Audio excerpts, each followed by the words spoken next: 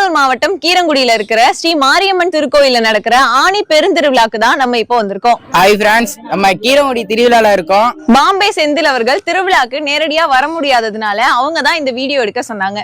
அருள்மிகு மாரியம்மன் ஆலயம் ஃபேமஸான ஆலயம்.